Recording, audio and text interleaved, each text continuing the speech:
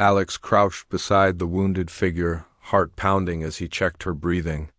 The alien princess lay on a bed of soft moss, sunlight filtering through strange purple leaves overhead. Her skin was pale green and her hair spilled like dark water around her head. Alex's hands moved with steady care as he cleaned the deep cut on her arm. Every human skill he knew felt small against the alien biology, but he refused to give in to doubt. He whispered gentle words, hoping that some comfort would cross the gap between worlds. The pain in her eyes burned bright, and Alex met her gaze without looking away.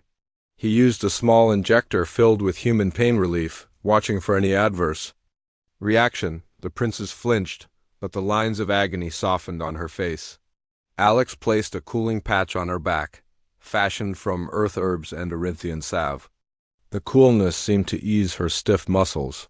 He worked quickly, knowing the rogue fighters could return at any moment. Each movement was precise, born from long nights in field tents on Earth. Here, on foreign soil, he felt the same rhythm.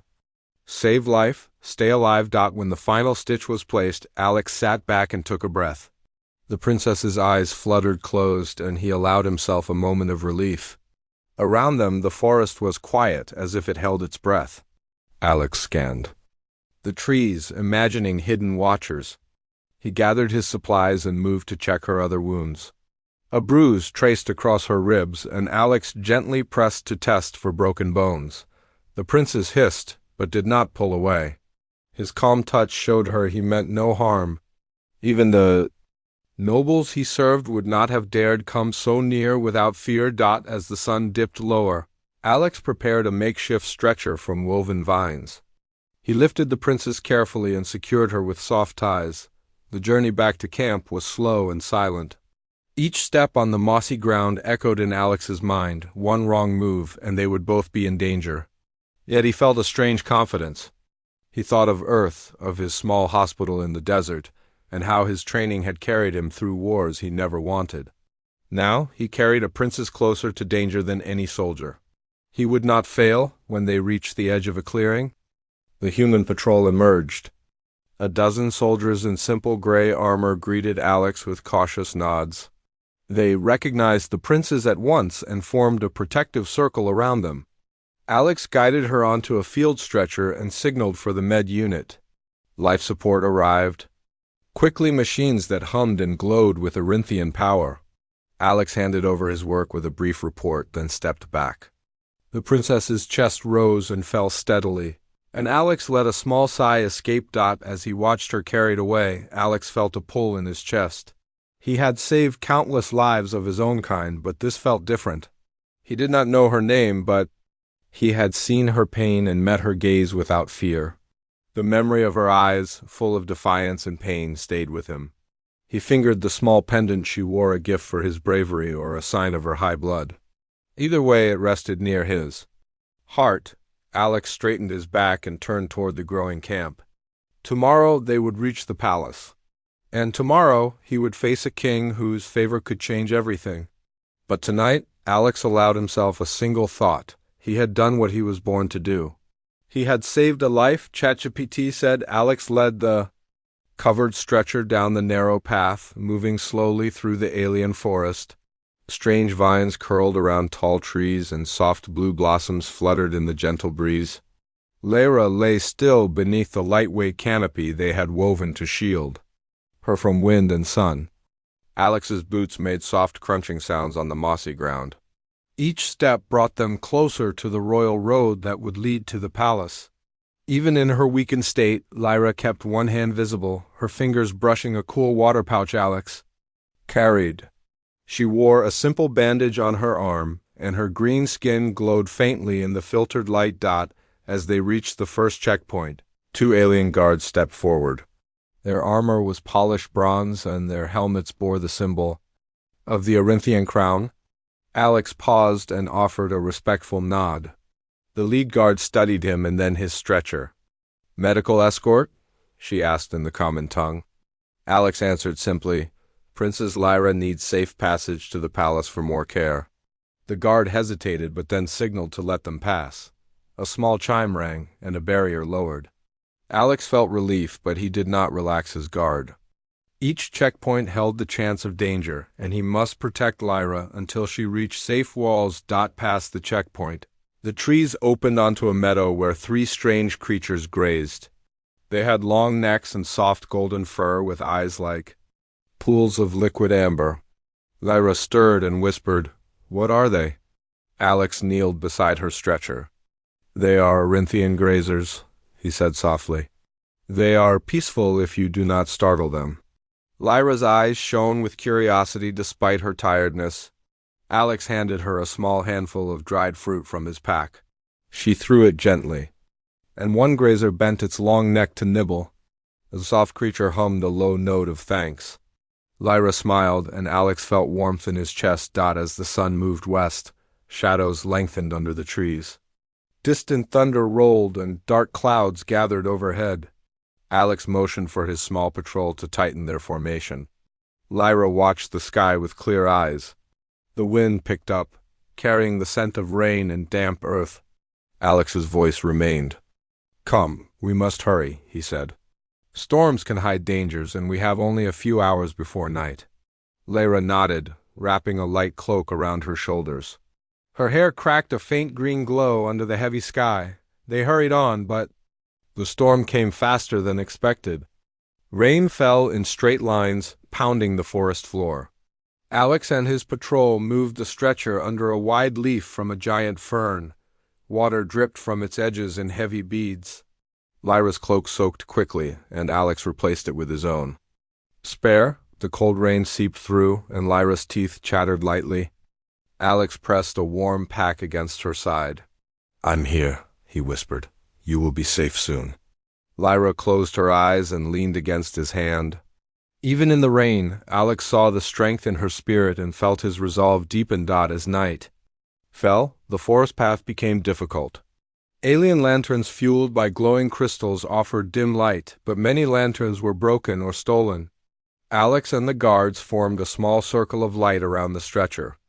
The wind carried distant cries of creatures waking to darkness.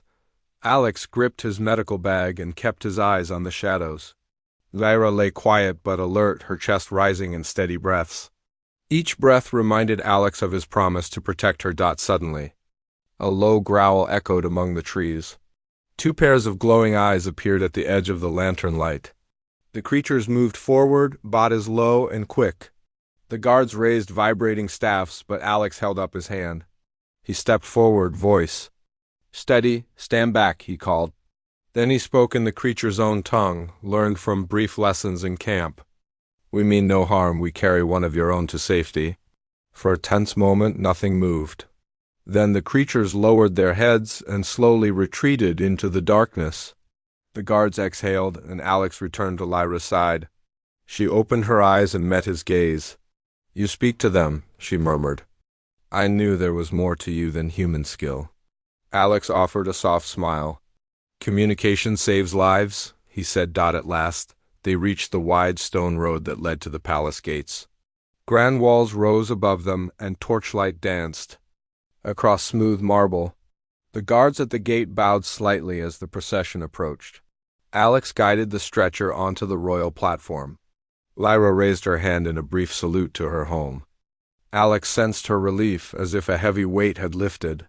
He felt a new weight settle on his shoulders. What would come next inside those walls? The palace doors opened before them, revealing a long corridor with tapestries of Arinthian history. Alex breathed in the rich scent of incense and polished stone.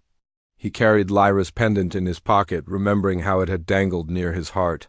He would soon meet the king and face whatever reward or challenge awaited him. But for now, he paused at the threshold, hand on the stretcher, and looked down at Lyra's calm face. Despite exhaustion, she had found trust in him. Alex straightened and stepped forward into the palace light, ready for whatever the next dawn would bring. Alex followed the soft glow of lanterns down the palace corridor, pushing the stretcher that carried Princess Lyra. The air inside was warm and scented with sweet incense.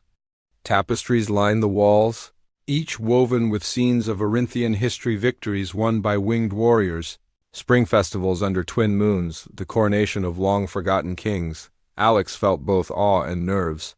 He had treated soldiers on Earth, But here he served royalty in a palace older than any city he knew. They reached a wide chamber, where court doctors stood in a semicircle. They wore flowing robes of deep purple and gold embroidery. Their skin tones varied, some pale blue, others bronze like the palace guards. As Alex pushed the stretcher forward, the chief doctor stepped out. She held a polished bone rod and examined Lyra's bandaged arm with cool, practiced eyes. "Human medic," she said in the common tongue, voice calm and firm. "We welcome your skill, yet our methods differ," Alex bowed slightly. "I only wish to help the princess heal fully."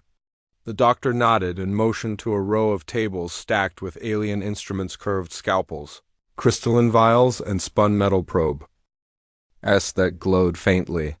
"We will show you our ways, and you will show us yours," she said. Alex set aside his simple field kit and joined the doctors. They first asked him to demonstrate how he cleaned wounds. He washed his hands and showed them the earth method, saline rinse, gentle swabs, and careful suturing with sterile thread. The Arinthian doctors watched closely, murmuring among themselves. Their instruments sat untouched until Alex finished. Then the chief doctor dipped a thin probe into a vial of pale green liquid and held it to Lyra's skin. The liquid seeped into the bandage and pulsed gently, sealing small blood vessels. One doctor explained. "This salve comes from moonvine roots. It heals deeper than earth herbs, but can burn if used wrongly." Alex nodded. "I understand. It is powerful." He watched as the salve's glow faded and the bandage turned white. Lyra stirred, wincing slightly but not crying out. Alex patted her hand. "You're doing well," he whispered. Next, the Arinthians asked Alex about his methods of pain relief. He produced a small injection filled with human analgesic. The court doctors hovered, unsure. "Is it safe for Arinthian biology?" one asked. Alex explained how it worked on human nerve receptors and that he would test a small dose. With permission, he injected the medicine into Lyra's shoulder. She relaxed, her breathing deepening. The doctors nodded, impressed by the gentle effect and the lack of side effects. Throughout the afternoon, Alex and the Arinthian doctors exchanged techniques. They showed him how to read alien vital signs, a subtle color shift in the skin, a quiet hum in the voice tones. Alex taught them how to chart human vitals on paper, a practice unknown in their culture. They drew lines and symbols, fascinated by the new system. Soon, their assistant scribes combined both methods into a shared chart, marking pulse, hum, skin hue, and temperature. By evening, Lyra was lifted from the stretcher and seated in a carved chair cushioned with silk.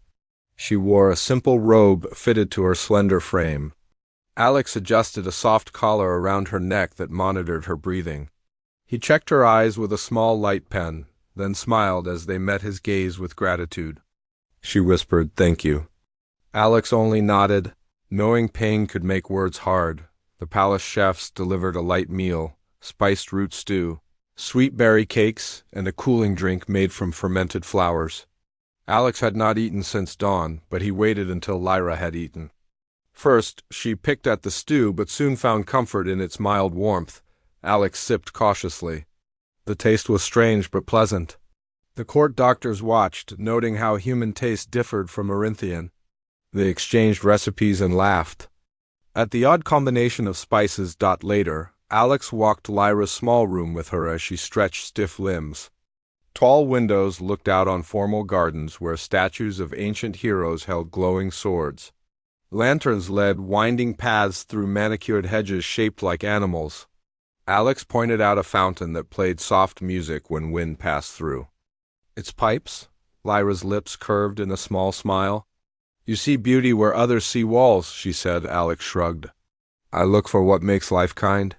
As night deepened, the chief doctor returned with a small crystal vial. Inside swirled a silver mist. "This will help your rest," she said to Lyra. "It eases the mind but does not cloud it." Lyra took the vial and watched the mist settle. Alex stepped closer. "Do you trust it?" he asked.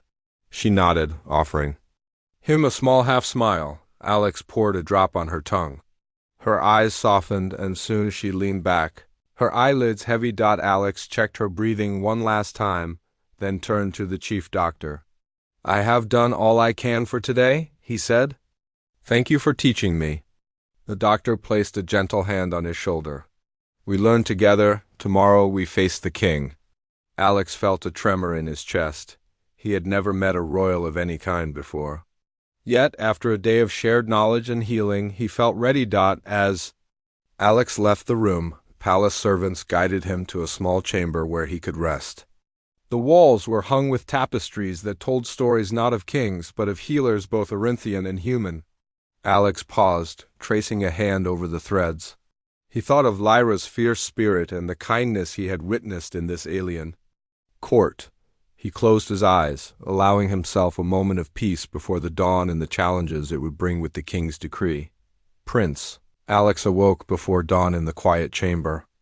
Pale light from the tall windows spilled across tapestries of healers and kings. He sat on the edge of the simple bed, rubbing the sleep from his eyes. Memories of yesterday's work flooded back, the careful stitches, the shared laughter with court doctors and Princess Lyra's soft, "Thank you." Today he would face King Orinthius. Alex rose and dressed in his field uniform. Its simple lines marked him as a healer and a human. He tucked Lyra's pendant into his pocket, a small talisman of their bond. In the hall, two palace attendants led Alex through empty corridors. Torches flickered, casting moving shadows on polished stone. Distant echoes of morning prayers drifted through open doors. At the end of the hall, a great double door stood closed. The attendants bowed and pushed the doors open.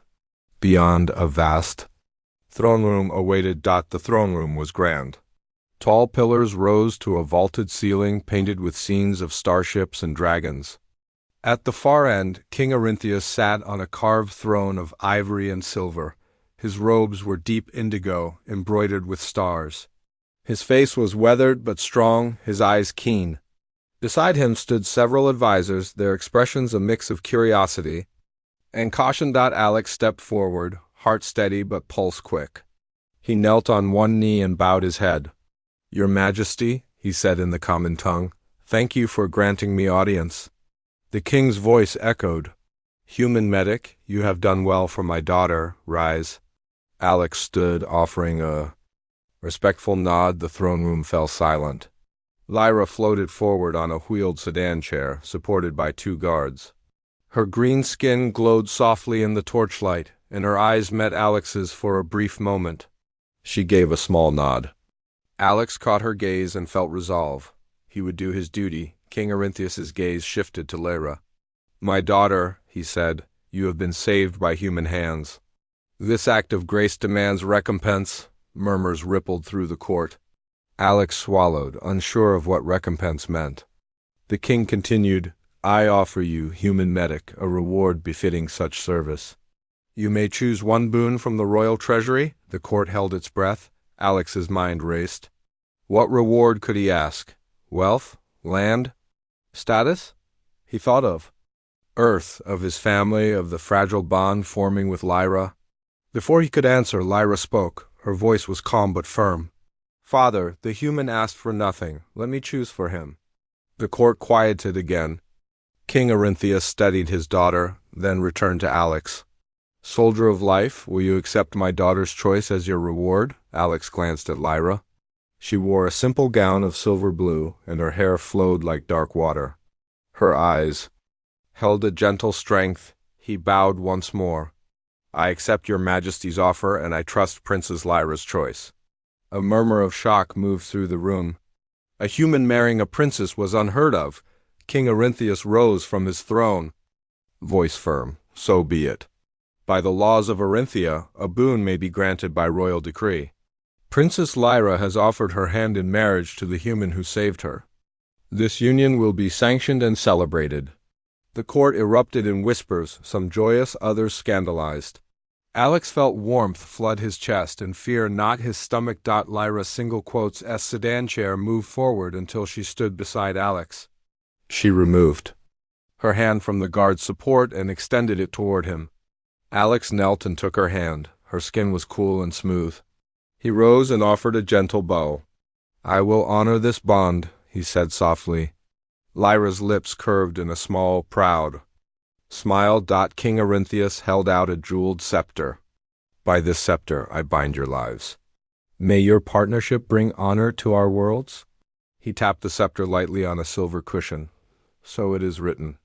The advisors repeated the decree, and heralds in the gallery announced the union. As the ceremony ended, the court broke into cautious applause. Alex and Lyra stood side by side, aware of every gaze. Some courtiers bowed deeply, others whispered in corners. Alex felt the weight of the moment. He had crossed worlds, pledged his life to an alien princess, and stepped into the unknown. Afterward, Alex and Lyra were escorted to a private garden. Moonlight glittered on fountains shaped like coiled serpents. Gentle music played from hidden crystal pipes. Lyra looked at Alex. You did not hesitate, she said. Even when you did not understand. Alex took her hand. I did hesitate, he admitted. But I knew what mattered most, your life and trust. Lyra's eyes glistened. She placed her other hand over his. They walked slowly along a marble path. Lyra spoke of her hopes to reform the kingdom's strict codes, to explore the stars beyond Arinthia's borders. Alex listened, imagining the challenges ahead. He thought of Earth's deserts, its hospitals and war zones. Here he would face court intrigue, new languages, and strange customs. But he felt ready. In a quiet corner, Lyra paused by a fountain. She touched the water surface, and tiny lights danced like stars. She whispered, We are two beings. From distant worlds, together we can bring healing and hope. Alex placed his hand on her shoulder. Then let us begin, he replied. They returned to the palace, passing under grand arches and through torchlit halls. Each step echoed their commitment. The night air was cool, and the scent of night-blooming flowers trailed behind. Alex felt both fear and excitement, but most of all, a sense that his life had changed forever. Back in his chamber, Alex removed Lyra's pendant from his pocket and held it. He closed his eyes, remembering the forest clearing where he first saw her wounded form. He had been a medic then. Now he was more. He was her husband and partner. He placed the pendant on his bedside table and lay down, mind racing with plans and possibilities. As he drifted towards sleep, he thought of Earth's sunrise waiting on distant horizons. Here, beneath alien moons, he would face new dawns too. And with Lyra by his side, he believed they could build a bridge between their worlds, one life at a time. In the days after his marriage, Alex found the palace walls both grand and confining.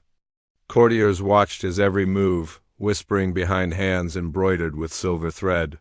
Lyra guided him through unfamiliar customs, how to bow before visiting dignitaries, when to speak and when to observe, which flavors pleased Arinthian nobles in conversation. Alex listened and learned, but each lesson came with the weight of expectation. He was no longer just a medic. He was Princess Lyra's husband, and with that came duty. One morning, Alex attended a council meeting alongside Lyra. Advisors in deep robes debated trade routes and harvest yields. Alex sat quietly, arms folded across his chest, studying charts that showed spiraling numbers and color codes he did not yet understand. Lyra caught his eye and gave a small nod of encouragement. When a tense argument arose about whether to permit human goods in the royal market, Alex raised a gentle hand. He spoke in the common tongue, words simple and clear. Human medicine can help strengthen your people, he said. I offer supplies that can heal crops and cure fevers. The room fell silent. Then an elder advisor leaned forward, brow furrowed. He speaks with humility, she said. Perhaps his words hold truth. The debate shifted, and trade agreements were drafted to include Earth's remedies. Alex felt pride bloom in his chest. He had found a way to serve both worlds, outside. The council chambers. Lyra led Alex through a side corridor hung with portraits of past rulers. Each face reflected power, but none showed the warmth of a healer's eyes. Lyra paused beneath a painting of a king who united 5-star systems. She touched its frame lightly. They fought many wars, she said. Yet none listened to healers. Alex looked at her. Healing can be its own kind of power, he replied. Lyra smiled, and he felt the bond deepen. That afternoon, Alex visited the palace infirmary. The chief doctor welcomed him with a respectful bow. We have new cases, she said. Injuries from field skirmishes and rare illnesses of the winter bloom. Together they walked among beds where patients of many species lay. Alex applied bandages, taught simple exercises to regain strength, and shared human techniques for reducing fever cold compresses and careful hydration. Arinthian nurses watched and practiced under his guidance. Each success brought warm smiles and gentle thank yous. Alex realized that in this room he was at home, yet court life held moments of strain. At a grand feast, nobles reclined on cushioned platforms around a long table. Exotic foods roasted rootworms, spiral fruit, glowing fungus-covered silver. Platters, Alex sampled each dish politely, but his human stomach rebelled. He sipped cooled water instead of the celebratory wine. A noble lady offered a cup with painted vines. Alex smiled and accepted, raising it to toast the kingdom's future. The hall erupted in cheers. Later, Alex retreated to a quiet balcony, where moonlight danced on polished marble. He rested his forehead on the cool stone and allowed himself a single breath. Lyra appeared beside him, her gown shimmering pale blue. She slipped her hand into his. "These events tire you," she said softly. Alex shook his head. "I only fear I will offend someone," he admitted. Lyra pressed his hand. "You offend." "With honesty," she said, "and here, honesty is rare." Alex looked into her eyes and found strength. Over the next week, Alex and Lyra worked to bridge cultures. They hosted a small gathering of human engineers and Arinthian artisans. Together, they designed a new field medkit that combined Earth sterilization methods with Arinthian crystal tools. Sparks flew as they debated sizes and materials. Laughter echoed as a young engineer accidentally glued his fingers to a prototype. Alex helped free him gently, and the room burst into applause. By evening's end, a finished medkit stood on a table, both practical and beautiful. Lyra took Alex's arm and guided him to the gallery. She whispered, "You unite worlds." Alex smiled, heart warmed. But not every noble welcome change. In a hidden chamber beyond the palace library, two advisors whispered over maps. "The human grows too close to the throne," one said. "We should remind the king of tradition," the other nodded. "We can question his loyalty. We can show that his roots lie on Earth, not Arinthia." They'd plotted to challenge Alex's place, to force him back to his own world. Their voices were low, but conviction rang clear. The maps marked the royal road, the infirmary, and the council hall, all places where Alex had gained respect. The next day, during a formal address, an advisor stood and spoke with measured courtesy. "Your Majesty, may I ask, does our kingdom depend on human ways? Shall we surrender Arinthian heritage for foreign comforts?" The hall stilled. Alex felt Lyra's hand tighten on his sleeve. King Arinthius leaned forward, eyes narrowed. Before the king could reply, Alex rose from his seat. He bowed deeply, voice calm. "Your Majesty, Arinthian heritage flows in every stone of this palace. Human ways are not meant to replace, but to honor life. I stand here not to erase your past, but to help protect your future," he gestured to the council members. "Look at what we have done together, new medicines, new tools, new hope." The room held its breath. Lyra stood as well, pride shining on her face. "My husband speaks truth," she said. "We are stronger together." The king's gaze softened, and he raised a jeweled hand. "So it is," he declared. The advisors sank back, and murmurs of agreement grew. Tradition and progress had found balance. That evening, Alex and Lyra walked the palace gardens under twin moons. Soft wind carried the scent of night flowers. Lyra paused by a gleaming fountain. "You faced doubt," she said, "yet you stood firm." Alex touched her hand. "I faced fear," he admitted, "but with you I found courage." Lyra smiled and leaned against his shoulder. Together they watched moonlight ripple on water. The world felt vast, yet theirs to shape.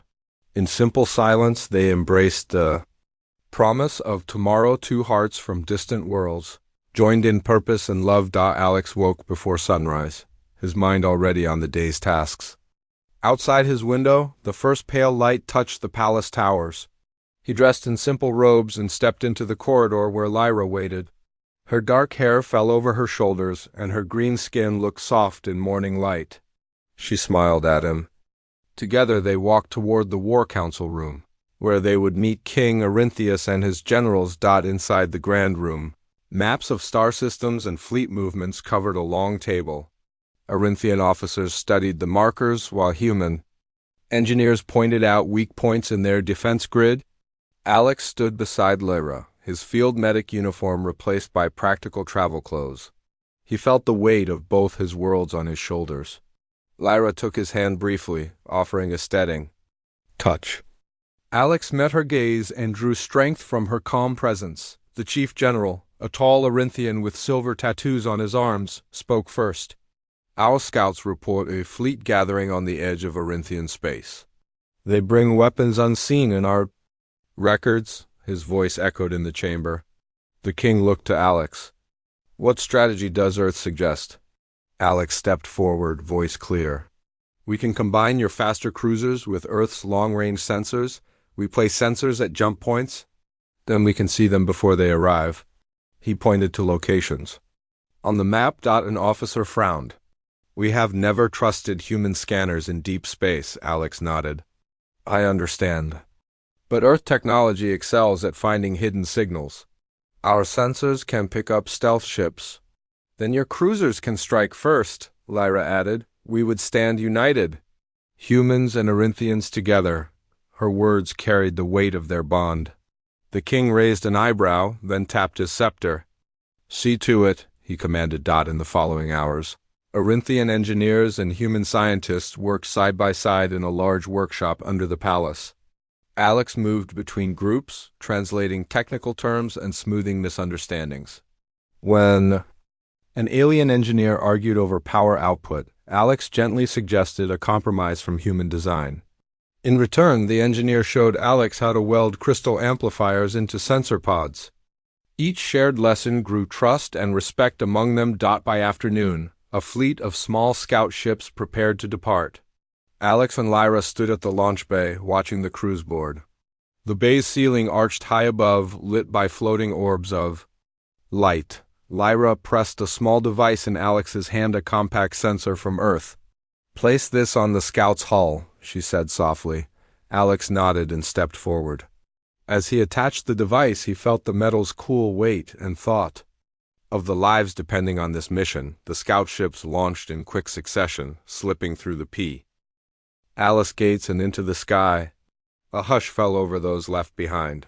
Alex and Lyra returned to the War Council chamber. There they waited as hours passed slowly. Each moment, Alex wondered what the sensors would reveal. He stood quietly, watching Lyra's profile as she studied the map by TORCHLIGT. At last, the room brightened with data streams. The sensor pods sent back readings. 12 vessels, sleek and fast, gathered beyond the outer rim. The general smiled grimly. They come. The king turned to Alex and Lyra. You have done well. Together they leaned over the map, planning their next move. Alex suggested dividing the fleet. Some cruisers to guard the capital, others to flank the enemy. Lyra pointed out hidden asteroid fields where ships could hide. The plan formed piece by piece, a blend of human tactics and Arinthian knowledge. As evening fell, Lyra and Alex walked the palace battlements. Below them, the capital city glowed with lights. Distant flares from the workshop still burned. Lyra placed her hand on Alex's arm. We did this together, she said softly. Alex looked at her. We did, he agreed. He thought of how far they had come from a war-zone forest to these high walls. Her presence felt like home. In the quiet night, Lyra leaned close. I am proud of you, she whispered. Alex felt warmth rise in his chest. He had grown from a simple medic to a partner in war and peace. He placed his hand over hers. And I am proud of you, he replied. Together they watched the stars, knowing the coming battle would test them both. Yet together they felt ready. Their love, like their partnership, had become a new kind of strength, one that crossed worlds and bound two hearts, as one. ChatGPT said. Alex stood at the highest balcony of the palace, watching the sunrise over Arinthia's silver towers. The sky turned from deep violet to pale gold, and a gentle breeze carried the scent of morning blossoms. Beside him, Princess Lyra adjusted the edge of her pale blue gown. Today would mark their first joint mission beyond the palace walls, a journey to the border village where refugees waited for aid. Alex breathed in the cool air, feeling both excitement and concern. He had never led a relief mission before, and the lives of many depended on their actions. They descended marble steps into the courtyard, where a small caravan of wagons and scout riders was ready. Arinthian drivers tended to harness creatures with soft fur and powerful legs, while human engineers checked the wagon's medical supplies. Alex carried a leather satchel filled with bandages, herbs, and human medicines. Lyra carried a delicate crystal vial of royal Sava fast-acting, healer used only by the crown. Together, they would share both healing traditions. As the caravan rolled out, villagers gathered along the main road. Their clothes were torn and faces pale from hunger and fear. Mothers held crying children, and elders leaned on simple staffs. Alex felt a pang in his chest. These people had fled war, leaving homes and memories behind. He dismounted and walked among them, offering soft words and gentle smiles. Lyra moved beside him, her green skin glowing in morning light. She reached out to a small child, touching its cheek. The child quieted and watched her with wide eyes. Alex knelt and showed more supplies: clean water pouches and warm blankets.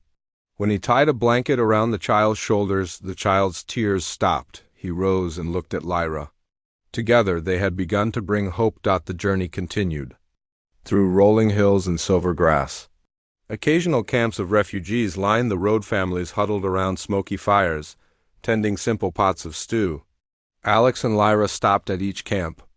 Alex treated minor wounds, cuts from rough terrain, fevers from long walks, and sore muscles from carrying too much. Lyra offered the royal salve for deeper injuries.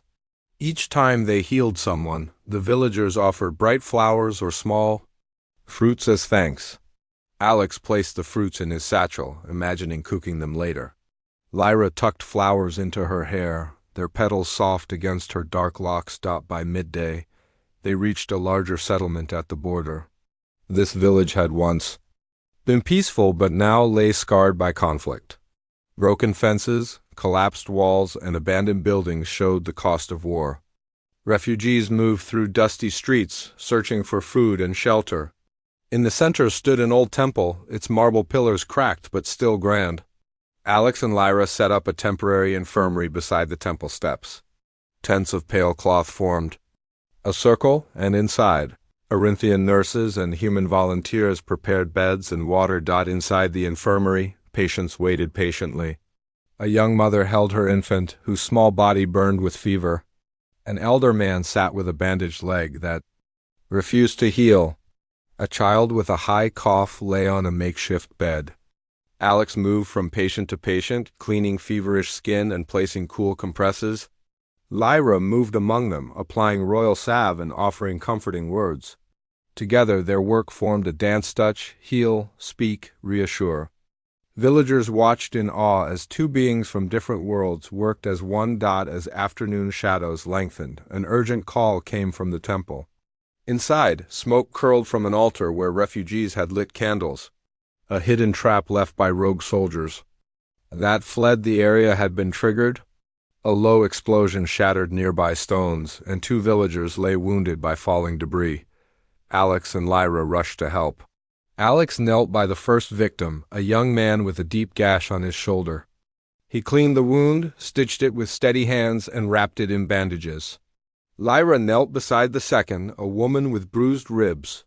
She pressed the royal salve onto the injury, the silver mist pulsing and sealing small fractures. The crowd watched in silence, then whispered relief as both patients began to breathe easier. A child nearby gasped and then clapped. Other villagers stepped forward with food and water for the healers. Alex and Lyra accepted gratefully, knowing they could rest only for a moment before more work awaited. As dusk fell, the caravan prepared to return. Alex gathered empty vials and used bandages to leave no waste behind. Lyra spoke to the village elder, promising more aid from the palace and safe passage for refugees to a new land. The elder bowed deeply. "You bring light to our darkest hours," he said softly. Lyra smiled.